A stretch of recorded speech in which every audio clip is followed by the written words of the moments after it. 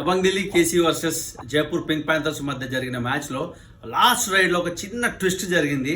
చాలా మందికి చాలా డౌట్స్ ఉన్నాయి. ఆ డౌట్ కొంచెం మీకు క్లారిఫై చేస్తారు. ఇప్పుడు చూడండి, ఎప్పుడైతే రైడర్ స్టార్ట్ చేస్తాడో తన కోర్ట్ నుంచి ఇక్కడ వెళ్ళినప్పుడు బేసికల్గా ఏంటంటే ఇది బాక్ లైన్. ఈ బాక్ లైన్ ఇలా క్రాస్ చేస్తే రైడ్ లీగల్ అవుతుంది. ఎందుకంటే లీడింగ్ లెగ్ అనేది ఇది రేర్ ఫుట్ అనేది ఎయిర్లో ఉండాలి. బట్ నితిన్ ధన్కడ్ మాత్రం ఏం చేశాడంటే టెన్షన్లో అక్కడ కార్నర్లో ఫజల్ ఉన్నాడు, ఇక్కడ కార్నర్లో ఇంకొక రైట్ కార్నర్స్ ఉన్నారు కాబట్టి టెన్షన్లో ఇక్కడ క్రాస్ చేయబోయి కంప్లీట్గా ఇది లిఫ్ట్ చేయలేదు. అండ్ మోర్ ఓవర్ ఇది కంప్లీట్గా క్రాస్ అయినప్పుడే రైడ్ అనేది వ్యాలిడిటీ వస్తుంది. కాబట్టి అది చేయకుండా తొందరపాటుగా ఇక్కడ పెట్టేసేసి ముందుకు వెళ్ళడంతో టైం అయిపోయింది.